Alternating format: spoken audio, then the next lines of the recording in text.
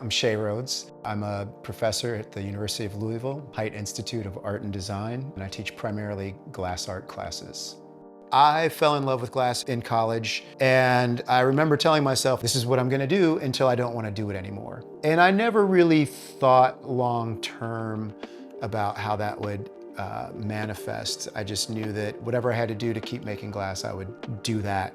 I had always been interested in art, at least kind of secondarily. As a kid, I always liked to draw and make stuff, but never really thought about it, not seriously as a life path. But I do have early memories of like burning stuff in glass jars, and then the jars would crack.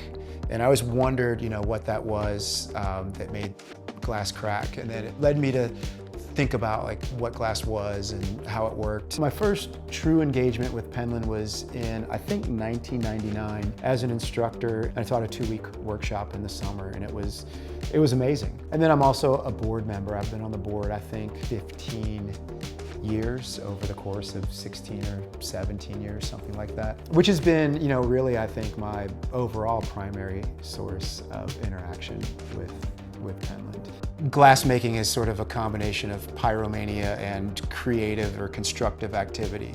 It's such a dynamic process, and I think certain people are drawn to it just because of the sort of collaborative nature of it, but also a lot of glass makers or glass artists or just people who are fond of glass do have a very curious, maybe a little bit of like a mad scientist sort of component to their personality. So there's a lot to engage with, right, as a glass maker. The process of glass blowing is essentially gathering glass on the end of a hollow rod or a pipe, and then shaping it by increasing its sort of size and volume by blowing through the rod and kind of expanding that little mass of glass on the end of the rod. And then as it cools, you reheat it in a reheating chamber, essentially, to make it malleable again, and then it can be manipulated with any number of tools. Most of them are made out of metal or wood. You can elongate, you can flatten, you can shape the glass in any number of ways. At the end of that process, the glass is hopefully intact. It's then removed from the end of the rod. It's cracked off the end of whatever rod it's attached to. And then it goes into an oven that's at about 900 degrees usually, and it cools down gradually overnight to room temperature to relieve all the stresses. I think as someone who's always been or tried to be innately constructive, meaning kind of always needing to be doing something, I think glass, it covers all the bases for somebody who has that kind of predilection, I would say.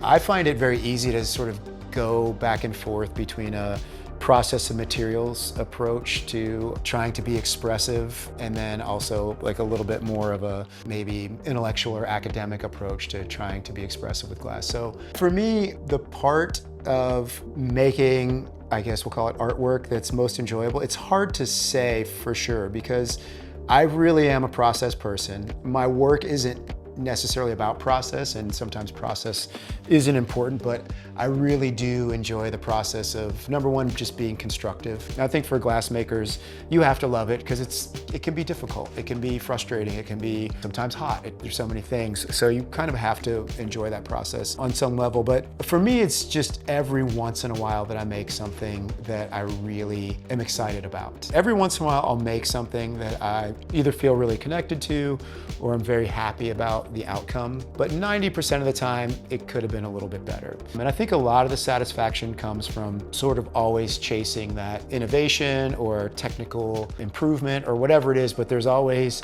something that could be better. And then there's I think a third sort of form of enjoyment where you make something and you maybe feel okay about it, and then enough time goes by and you revisit it or you see it again. There's something there that you just didn't see before, or it's actually just better than you remembered it being. With glass, when it's spinning, you can really see whether or not it's perfectly on center. When it stops spinning, you can't see that as much. So sometimes you just have to walk away and come back and realize that, oh, this actually isn't so bad. And then there's a thing that happens that in the best of circumstances, the thing that you made is transcendent, meaning that you could know exactly what you're gonna do, you could plan it all out, you could draw it, you could render it. And then when you make it and then finish it and maybe present it, the sum of it all is more than what you anticipated.